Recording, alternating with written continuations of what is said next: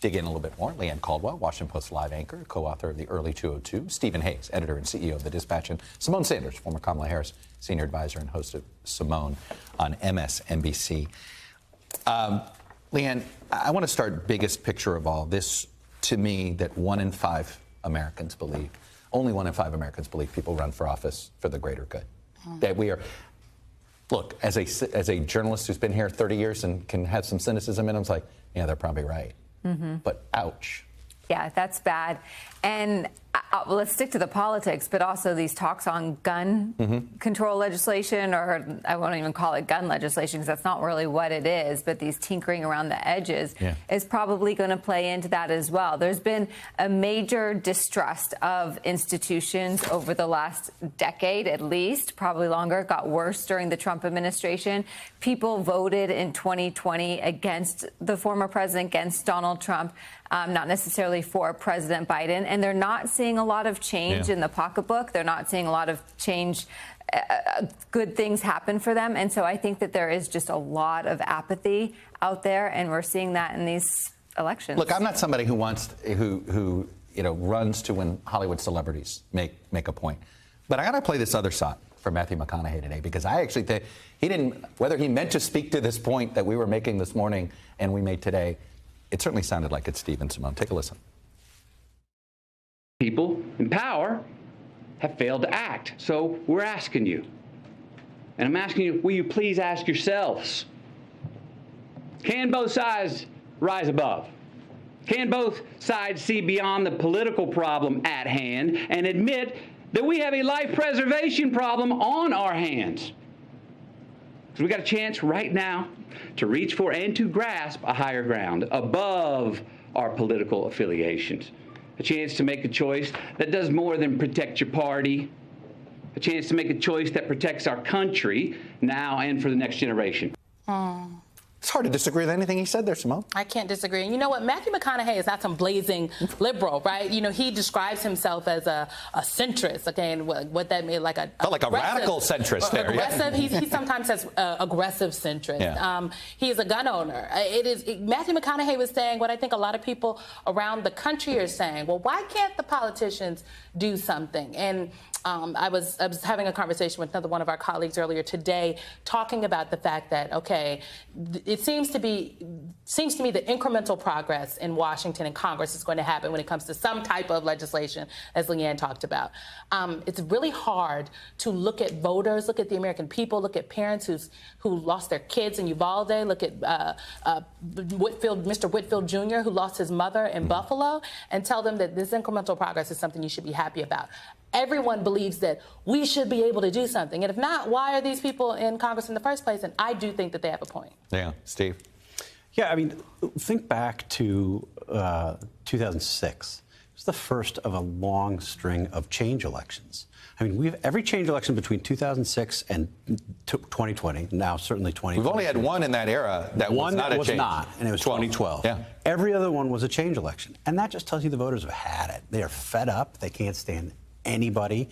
I mean, I have to say that when you raised that 65% number, wasn't surprising at all. No, in some ways, I was surprised that it was as low as it was, which is really, I mean, maybe I'm too cynical. It's possible. But that's an amazing statement. I think you look at whether you're talking about gun legislation, the ability to even have a conversation, right? I mean, maybe these conversations are taking place behind the scenes. I imagine that we probably would end up in different places on what the right policy outcome is. But the inability to have a conversation about it. Look what happened to the Buffalo congressman.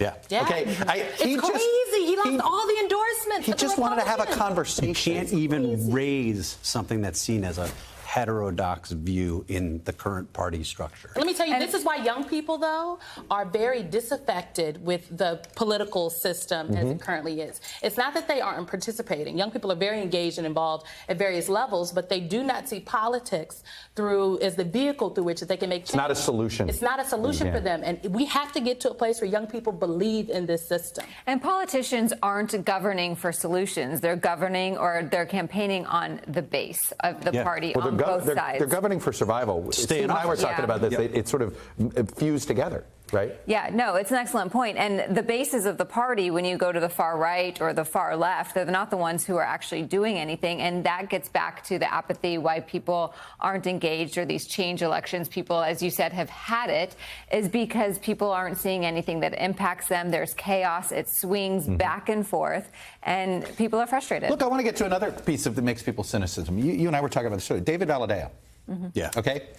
The fact that Democrats are running an ad to promote an opponent of Valadao from the far right, because Valadao did the right thing about Trump, and voted to impeach.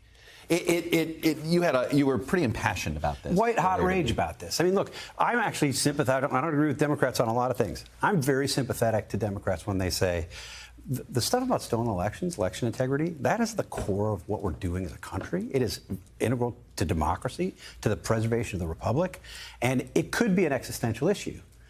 I buy it. I agree with them. I nod my head along when people like Nancy Pelosi say that. And then Democrats go and spend to boost a candidate like this against David Valadao, who took a really risky political vote by voting in favor of impeachment. If you want people to do the right thing, you have to reward them when you do the right thing. And this is so cynical. I understand the political hardball element, and I'm not naive about it. I don't, though. But it is I'm with so you. cynical. Like, Tell me, on. Symone. I don't. Look, I think I was a Democratic strategist for a very long time. I've worked a lot of races. You have to be willing, there has to be a line that you are unwilling to cross. There has to be a line that you are not willing to cross. Democrats paying for that ad was a mistake? I don't think it was necessary. There are many other battles that Democrats can fight this midterm election season. Okay, lots of battles, and some that they can win.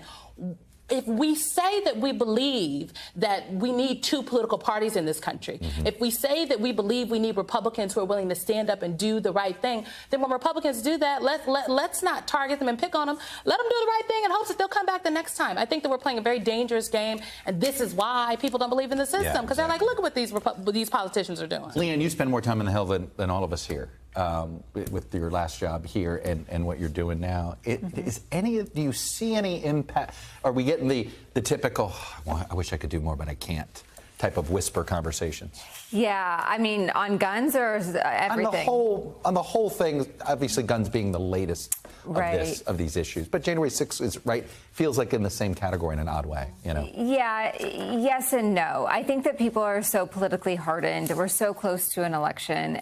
There is just there's no meeting across the aisle anymore, even privately anymore. Everything is battle. People have political language is so violent, and there's a reason for that. And it's in these discussions of gun debates. I've been catching myself about the violent language that I've been using about how to describe the two parties against each other. But, I was talking to Senator Kramer of North Dakota earlier today about the gun legislation, and he is just, we are the freest country in the world, and so this is, we can't take away these freedoms. And I asked him, and I said, well, President Biden's response to that is people need to feel free to go to the grocery store, to go to schools, to be able to live their lives and feel safe.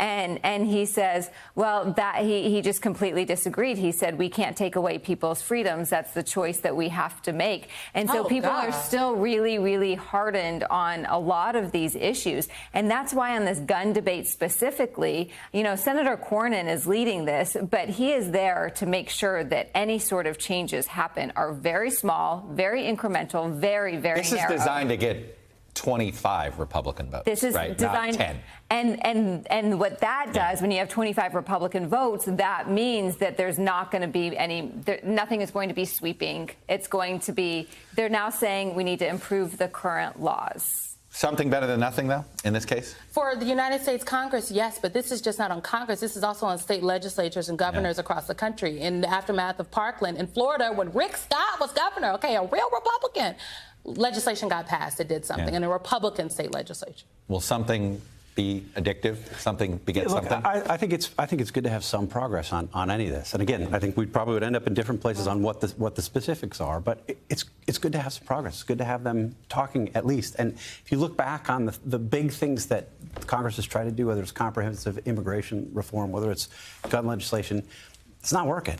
So Yeah. take what you can get. Well, and there's none of this, hey, we both have something tough that we have to sell our bases, so let's all do this together. Right. But that is so out the window. We Right. don't do those things anymore.